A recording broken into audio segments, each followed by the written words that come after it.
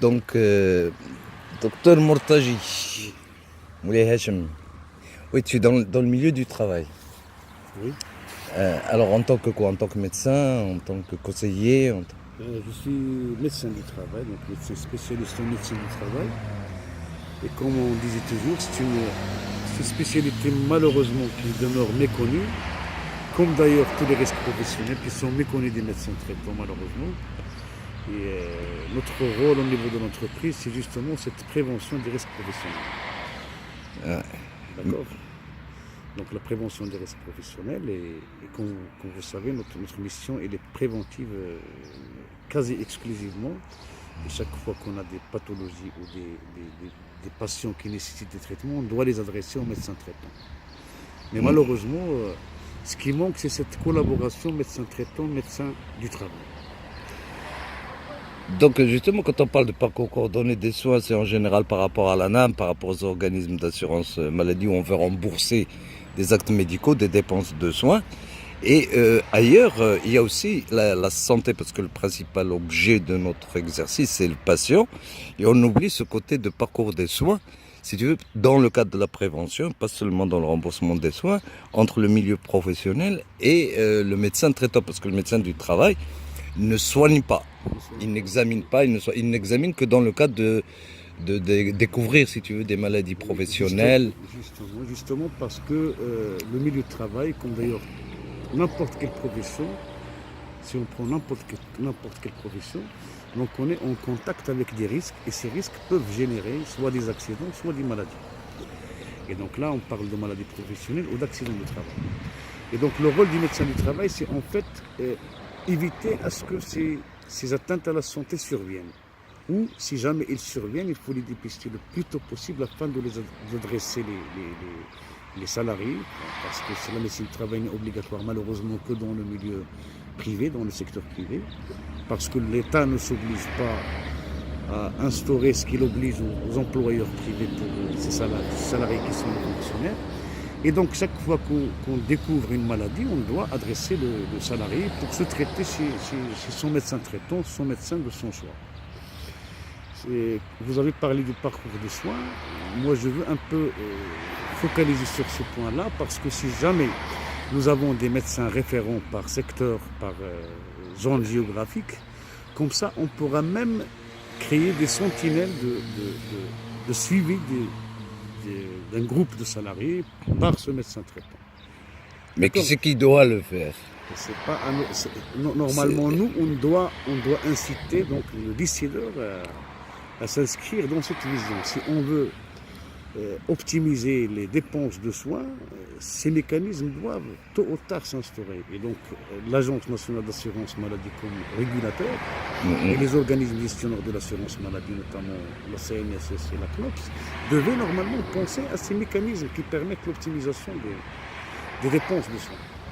Mais je crois que ça demande des partenariats, disons, à différents niveaux. Par exemple, la CGEM, elle devrait veiller aussi à instaurer ou l'instituer ou mettre en place ces réseaux de surveillance. Parce que, en fait, je pense que les maladies professionnelles, en dehors des accidents de travail qui surviennent à un moment donné, mais la maladie professionnelle, elle peut s'étaler dans le temps. Qui va faire le diagnostic? Est-ce que c'est le médecin du travail ou est-ce que c'est le médecin traitant? Donc, le médecin traitant, lui, je pense qu'il peut être en avance sur le médecin du travail, parce que le patient, il va consulter le médecin traitant, sachant que le médecin du travail ne consulte pas. Et est-ce que le médecin est préparé dans sa tête, justement, à soupçonner une maladie professionnelle? Est-ce qu'il les connaît? Est-ce que le médecin pose la question fondamentale de quel est ton métier? Quelle est ta profession? Et là, il y a un problème. Je pense qu'il faut développer des réflexes chez le médecin traitant. C'est une très bonne réflexion, dans la mesure où partout dans le monde, ce sont normalement les médecins traitants qui donnent le premier certificat ou le certificat médical de constatation de la maladie professionnelle. Mais ça suppose que ces médecins traitants devaient être formés sur la maladie professionnelle, parce que malheureusement, ce n'est pas un concept médical. C'est plutôt un concept médico-juridique et administratif. Et donc le médecin traitant doit être en mesure de lire un tableau de maladie professionnelle et rattacher donc la symptomatologie que présente tel ou tel travailleur, tel ou tel salarié à un tableau. Et comme ça, d'une part, il va assurer son obligation de moyens qui est faire un bon diagnostic. Et deuxièmement, éviter aux salariés d'être pérennisés dans une situation à risque qui va faire dégénérer sa pathologie et donc qui va la compliquer. Ça d'une part, et d'autre part, il va perdre une indemnisation potentielle pour le salarié en cas de maladie professionnelle confirmée et reconnue. Mais là, il y a un hiatus entre la prise en charge d'un patient qui vient se plaindre pour des signes X et le milieu du travail ou le médecin du travail ou l'entreprise qui emploie le patient. Parce que le médecin, d'abord, est-ce qu'il pense à demander à son patient quel est son métier? Une fois qu'il lui a posé, même s'il le demande, est-ce qu'il connaît les risques de ce métier? Et là, je me demande si les associations ne devraient pas avoir une responsabilité d'organiser des visites dans les... Ce serait un rôle supplémentaire des associations, très bénéfique. Pas uniquement, ça doit s'inscrire plutôt dans le cadre de la politique de la santé. Parce que les maladies professionnelles, normalement, ils devaient être supportés en termes de prise en charge par les employeurs. Parce que ce sont les générateurs, sont eux qui génèrent ces risques, et donc ils devaient supporter les conséquences de ces risques. C'est ce qu'on appelle en droit la théorie du risque. Donc à ce propos, vu que l'assurance maladie professionnelle n'est pas obligatoire au Maroc, et c'est aberrant, partout dans le monde il est obligatoire, et donc quand je dis c'est une assurance obligatoire, c'est uniquement, il n'y a pas une part salariale, il n'y a pas une part de cotisation de la part du salarié, c'est uniquement l'employeur qui va supporter cette assurance. Maintenant, puisqu'il y a une méconnaissance des maladies professionnelles de par tout le monde, ce sont les organismes gestionnaires de l'assurance maladie, malheureusement, qui supportent à tort les frais supportés par la prise en charge de ces maladies méconnues. Parce qu'une maladie professionnelle, c'est la même chose qu'une maladie de droit commun, c'est-à-dire une maladie qui est non professionnelle. Un asthme, c'est un asthme. Que ce soit un asthme dû à la profession, un asthme du fait d'une allergie, d'une atopie ou d'une...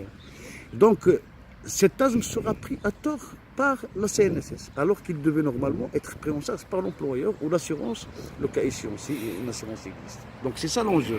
C'est pourquoi je dis que c'est une décision politique qui devait faire en sorte que les maladies soient reconnues, que les maladies soient déclarées. Il y a une sous-déclaration partout dans le monde. Et pour vous dire, à propos de cette méconnaissance et qui est supportée par la CNSS, entre guillemets, en France, depuis 1997. En France, l'assurance maladie, branche maladie non professionnelle et accident non professionnel, et la branche ATMP sont toutes les deux réunies au niveau de... C'est quoi ATMP? Accident de travail, maladie professionnelle. Ce sont deux branches distinctes, mais qui sont gérées par la Caisse nationale d'assurance, les CNAMT, au niveau en France.